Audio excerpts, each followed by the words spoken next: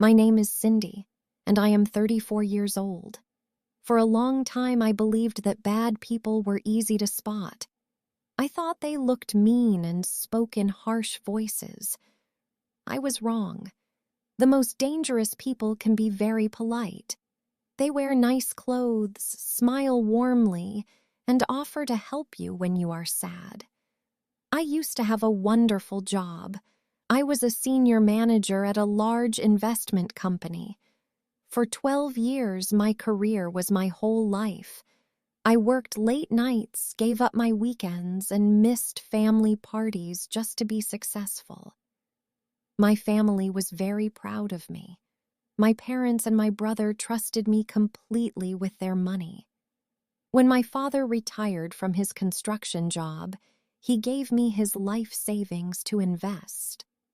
When my brother sold his small business, he did the same. I was the person looking after the family's future.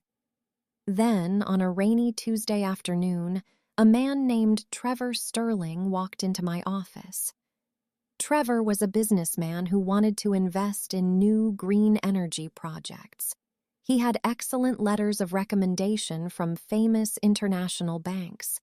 He was handsome, smart, and very calm. Over the next 3 months, Trevor became a close friend. He didn't just talk about business, he studied me. He learned about my dreams, my hard work, and how much I wanted to make my family rich. "Cindy, your company is safe, but you are not making big profits," Trevor told me during dinner at a nice restaurant. He showed me some papers on his tablet. "My project is closing to new investors in 2 days. Because I like you, I can let your family join before anyone else." I looked at the plans. Everything looked perfect and safe. But the real trap was how he made me feel. He made me feel special, like a true business partner. Because I wanted to help my family so much, I made a terrible mistake. I broke the company rules. I used my special manager password to approve his project without checking it properly with our legal team. Then, I called my family. I told my father and brother that this was the best chance of our lives. Because they trusted my professional opinion, they sold their properties and sent all their money to Trevor's bank account. In total, I moved millions of dollars from my company's clients and all of my family's personal savings. The nightmare started exactly 1 week later. I arrived at work early in the morning and saw red warning lights flashing on my computer screen. Trevor's bank accounts in Europe were completely empty. The money was gone. His green energy project, his bank letters, his whole identity. It was all a big lie. Trevor Sterling was not a real businessman. He was a professional thief who spent years creating a fake life just to trick people like me. Before I could even cry, my office door opened. 2 police officers and the company lawyers walked in. Within 2 hours, I lost my job. Guards walked me out of the building. My 12 years of hard work disappeared in a moment, but the worst part was yet to come. I sat in my car, my hands shaking badly, and called my father. When he answered, his voice was warm and happy. "Hi, Cindy. How is our investment doing?" I could barely breathe. Tears ran down my face. "Dad," I whispered, "please listen to me. Trevor Sterling, the money, it is all gone. Every single dollar." There was a long, terrible silence. I could only hear the clock ticking in my car. When my father spoke again, his voice was completely different. It was a broken, cold whisper. "Cindy, tell me this is a joke. Your brother's house, my retirement money, everything?" Before I could say anything, he hung up the phone. By the end of that week, my company fired me permanently. The clients sued me in court, the bank froze my personal accounts, and my family completely stopped talking to me. I trusted the wrong person, And because of that, I destroyed the people I love the most. The weeks after losing my job were the darkest days of my life. My bright, busy world suddenly became very small and quiet. I had to leave my beautiful apartment because I could no longer pay the rent. I moved into a tiny old studio room on the edge of the city. The walls were thin, the heater barely worked, and the silence inside the room felt heavy and painful. Every morning I woke up with a sick feeling in my stomach. The local newspapers had printed a small article about the investment scam, and my name was right there in black and white. Whenever I applied for a simple job at a local grocery store or a small office, the managers would search my name online and instantly reject me. No one wanted to hire a woman who was connected to a multi-million-dollar robbery. But the lack of a job was nothing compared to the pain of losing my family. On a cold Thursday evening, I decided I couldn't take the silence anymore. I drove to my parents' house, the cozy brick home where I grew up. The lights were on inside, and I could smell my mother's home-cooked dinner from the driveway. My heart raced as I walked up the porch steps and knocked gently on the wooden door. The door opened, and my brother Raymond stood there. He used to be my best friend. We used to laugh together every week, but now his face was as cold as stone. He looked thinner, and I knew it was because he was working 12 hours a day at a warehouse just to pay for his rent after losing his business savings. "Raymond," I whispered, my voice breaking. "Please let me come in. I just want to talk to Dad and Mom. I want to explain what happened." Raymond didn't step aside. He stood firmly in the doorway, blocking my view of the inside. "There is nothing to explain, Cindy," he said, his voice flat and empty. "You didn't just lose our money. You gave it away to a stranger because you wanted to look like a big, successful manager.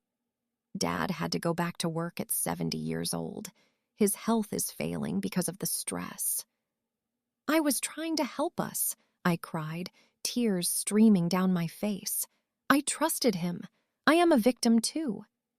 "You were greedy," Raymond replied quietly, "and your mistake destroyed this family. Mom cries every night and Dad refuses to say your name. Do not come here again, Cindy. You don't have a family anymore." He closed the door firmly in my face. I heard the deadbolt click into place. I stood on the dark porch for a long time, sobbing into my hands, realizing that the people who loved me now looked at me like a dangerous stranger. I went back to my tiny apartment and sat on the floor. I knew I couldn't give up. The police were trying to find Trevor Sterling, but they said he had vanished completely across international borders. They told me it was almost impossible to catch a ghost. But I was an expert at finding hidden details in financial files. Trevor had spent 3 months talking to me, and he had made one small mistake. He had left a physical notebook on my office desk during our very first meeting, which I had kept in my bag. I pulled the small black notebook out of my drawer. I opened it under the dim light of my desk lamp. The pages were mostly blank, but on the very last page, there was a handwritten address of an old, abandoned boat dock near the Northern River. Trevor had told me he loved sailing, but my intuition told me this wasn't a hobby. This was his escape route. The Northern River dock was a lonely, scary place at night. The wind was freezing, and the smell of old fish and rusty metal filled the air. I parked my old car far away under a broken street lamp. I pulled my dark jacket tight around my body and walked quietly toward the water, holding my breath. According to the handwritten note in the black notebook, Trevor owned a small storage shed at the very end of the wooden pier. As I walked closer, the wood under my feet groaned softly. I saw a tiny sliver of yellow light shining from under the door of the last metal shed. Someone was inside. My heart beat fast against my ribs. I crept toward the dirty glass window of the shed and looked inside. There he was, Trevor Sterling. He wasn't wearing his expensive Italian suits anymore. Instead, he wore a simple gray hooded sweatshirt and jeans. On a wooden table in front of him sat 2 open leather bags. They were filled with stacks of cash and several different international passports. He was packing his things, preparing to leave the country forever. I reached into my pocket to grab my phone to call the police, but my hands were shaking so badly that the phone slipped from my fingers. It hit the wooden deck with a loud thud. Inside the shed, the noise froze Trevor instantly. He snapped his head toward the window, his eyes wide and angry. Before I could run, he threw the door open and grabbed my arm with a strong, painful grip. He pulled me violently inside the shed and slammed the door shut behind us. "Cindy?" Trevor hissed, his voice no longer smooth and polite. It was cold and dangerous. "How did you find me? You shouldn't be here." "You ruined my life!" I screamed, trying to pull my arm away, but he was too strong. "My family won't talk to me. I lost my job. My father has to work again at 70 years old because of you." Trevor looked at me, and a cruel smile appeared on his face. "That is not my problem, Cindy. You were a manager at a top firm, but you were blind. You were so greedy for a big profit that you forgot to check my references properly. You handed me the money yourself." His words hurt more than a physical blow because I knew they were true. My own pride had helped him steal from the people I loved. "The police are looking for you, Trevor," I said, trying to make my voice sound brave. "You won't get away with this." "The police are looking for a man named Trevor Sterling." He laughed quietly, pointing to the fake passports on the table. "But tomorrow, Trevor will disappear, and someone else will sail away on that river. And you will stay here and take all the blame." He pushed me into a corner, causing me to knock over a stack of heavy metal chains. As I fell to the dusty floor, Trevor quickly grabbed his 2 bags of cash, rushed out of the shed, and locked the heavy metal door from the outside. I was trapped in the dark. I could hear the engine of his speedboat starting up at the end of the pier. He was escaping, and if he crossed the river, my family's money and my only chance for forgiveness would be gone forever. The darkness inside the metal shed was terrifying. The loud roar of Trevor's speedboat engine became louder, vibrating through the thin metal walls. He was moving away from the pier. "Help!" I screamed, banging my hands against the locked door. "Somebody help me!" But there was no one around. The docks were completely abandoned. I realized that crying would not save me. I had to save myself. I remembered the stack of heavy metal chains I had knocked over when I fell. I crawled across the dusty floor in the dark until my hands touched the cold, rusty iron. Among the chains, my fingers found something long and solid, a heavy steel crowbar. I picked up the crowbar, stood up, and walked over to the small, dirty window. I smashed the glass with all my strength. The window shattered into hundreds of pieces.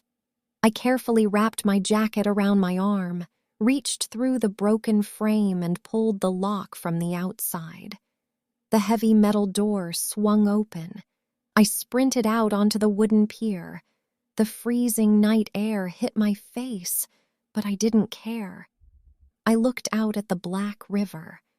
Trevor's boat was already 50 yards away, its white water trail glowing in the moonlight. He was heading toward a large international cargo ship anchored in the middle of the deep river channel. I looked around the dock in panic. Next to the empty slip where Trevor's boat had been, there was a small, old fiberglass boat belonging to the dock manager. The keys were sitting directly in the ignition. I jumped into the small boat, turned the key, and the old engine sputtered to life with a loud cough. I untied the ropes and pushed the throttle forward. The boat shot out into the dark, choppy waves of the river. The chase was terrifying. The wind was so strong that frozen water sprayed into my eyes, making it hard to see. Trevor looked back and saw me following him. His face twisted in anger. He turned his boat sharply, trying to create large waves to flip my smaller boat over. My vessel bounced violently against the water, and for a second, I thought I was going to drown. But the thought of my father, working at 70 years old with a failing heart, gave me a sudden burst of courage. I held the steering wheel tight and steered directly through the crashing waves, closing the distance between us. As Trevor's speedboat approached the massive metal wall of the cargo ship, a rope ladder dropped down from the ship's deck. He slowed down to grab the ladder, clutching his heavy bags of cash. This was my only chance. Instead of slowing down, I accelerated. I crashed the front of my boat directly into the side of his speedboat with a loud, metallic crunch. The violent impact threw Trevor completely off balance. He let out a loud shout as his body flew over the side of his boat, splashing deeply into the freezing river water. The 2 leather bags slipped from his hands, falling onto the deck of my boat. He surfaced, gasping for air and grabbing the side of my boat, his eyes full of fear. I stood over him, holding the heavy steel crowbar in my hands, looking down at the man who had destroyed my life. Trevor clung to the side of my boat, his fingers slipping on the wet fiberglass. The freezing river water had taken away all his confidence. He looked up at me, his teeth chattering loudly, his face pale in the moonlight. "Cindy, please," he gasped, his voice shaking. "Pull me up. I will freeze to death in here. We can share the money, half and half. You can buy back your family's love." Hearing those words made a deep anger rise inside me. He still thought everything could be bought with stolen cash. He still thought I was the same greedy manager who walked into his trap months ago. "My family's love is not for sale, Trevor," I said, my voice steady and cold. I did not use the crowbar to hurt him. Instead, I reached over the side of the boat and grabbed the thick dock rope hanging from my deck. With quick, tight knots, I tied his hands firmly to the iron cleat on the side of my vessel. He was trapped in the water, unable to swim away, but his head remained safe above the surface. I picked up my smartphone from the floor of the boat. Luckily, the screen was cracked, but the device still worked. I dialed the emergency number for the Coast Guard and the state police. "My name is Cindy," I told the operator, breathing heavily. "I am on the northern river near the old industrial docks. I have captured the international fugitive Trevor Sterling. He has the stolen millions with him.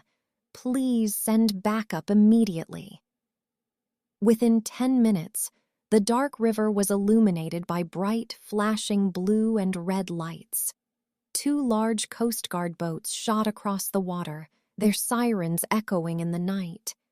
High-powered spotlights hit my small vessel, blinding me for a moment. The officers quickly moved in, pulling a shivering Trevor out of the water and slamming heavy steel handcuffs onto his wrists. Another detective climbed onto my boat and carefully secured the 2 leather bags filled with cash and fake passports. The detective looked at the bags, then looked at me with an expression of deep respect. "Cindy, you took a massive risk tonight. This man has successfully run from federal agents for 3 years. What you did was incredibly dangerous." "I had to do it," I whispered, wrapping a warm blanket around my shoulders as my body finally began to shake from the adrenaline and the cold. He didn't just take money, he took my life. As the police boat carried us back to the shore, I looked down at the recovered bags. The money was safe. The proof of my innocence was absolute. Trevor Sterling's game was finally over. But as we approached the bright lights of the harbor, a new fear settled in my heart. The police now knew the truth, but would my family ever open their door to me again? The next morning, the police station was filled with busy reporters and flashing cameras. The news of Trevor Sterling's arrest was on every television screen in the city. The chief of police held a special press conference explaining that all the stolen money had been safely recovered and would be returned to the victims immediately. My name was cleared of all criminal charges, but I did not stay to celebrate. I did not care about the news. I only cared about 2 people. I took a long taxi ride across the city to my parents' brick house. My hands were sweating and my heart felt like it was going to break out of my chest. The taxi dropped me off at the end of the street, and I walked the rest of the way on foot. As I got closer, I saw my father standing in the front yard. He was holding a wooden broom, slowly sweeping dead autumn leaves off the grass. He looked so much older than he did a few months ago. His shoulders were bent and his movements were heavy and tired. Seeing him like that made a sharp pain shoot through my heart. I stopped at the edge of the driveway. "Dad," I called out softly. My father froze. He stopped sweeping but did not look up immediately. For a long, agonizing moment, the only sound was the wind blowing through the trees. Then he slowly turned his head and looked at me. His brown eyes were filled with tears. "Cindy," he whispered. I didn't say a word. I just ran to him and threw my arms around his neck, crying so hard my body shook. "I'm so sorry, Dad," I sobbed into his shoulder. "I got it back. The police have the money. It's all coming back to you and Raymond. I am so sorry." My father dropped the broom onto the grass. He wrapped his strong, rough hands around me and held me tight, burying his face in my hair. "We saw the news this morning, sweetheart," he said, his voice cracking with emotion. "We saw what you did on that river. You risked your life for us." The front door of the house flew open, and my mother and my brother, Raymond, came running out onto the lawn. Raymond didn't look cold anymore. His eyes were wide with relief, and he had a huge smile on his face. He joined the embrace, wrapping his large arms around both me and my father. "I am sorry for what I said to you on the porch, Cindy," Raymond whispered in my ear. "You are not greedy. You are the bravest person I know." We stood on the front lawn together for a long time, holding each other as a family again. The wall of silence was completely gone, broken by forgiveness and love. 6 months later, the dark shadow of the investment scam was completely gone, replaced by a beautiful, bright spring afternoon. Trevor Sterling and his dangerous partners had been sentenced to 25 years in federal prison. Because of my detailed testimony and the evidence I recovered from his notebook, the justice system was able to shut down his entire international network permanently. My family's life had returned to a beautiful, peaceful routine. With his retirement savings safely back in his bank account, my father was able to stop working and focus entirely on his health. My brother, Raymond, reopened his logistics business in a brand new, modern office building downtown. But my own life had changed the most. I never went back to the corporate world of high-end investment firms. I realized that managing billions of dollars for wealthy strangers did not bring me true happiness. Instead, I used my experience to start a small nonprofit organization called the Anchor Foundation. Our mission is simple. We provide free financial education and legal protection to regular, everyday families and elderly citizens so they can learn how to protect their hard-earned life savings from professional scammers. I sat with my father and Raymond on the back porch of our family home, drinking fresh lemonade as the sun began to set behind the trees.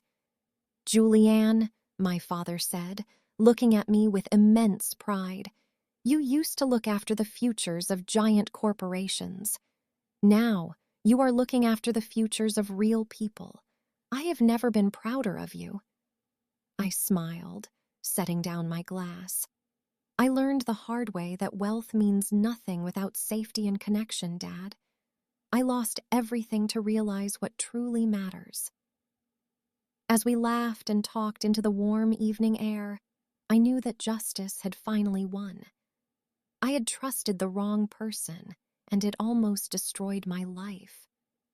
But by facing my mistake with courage, I didn't just save my family, I found my true purpose in the world. Thank you for watching. If you enjoyed this story, please like this video and share it with your friends. Don't forget to subscribe to Storyline English. See you next time.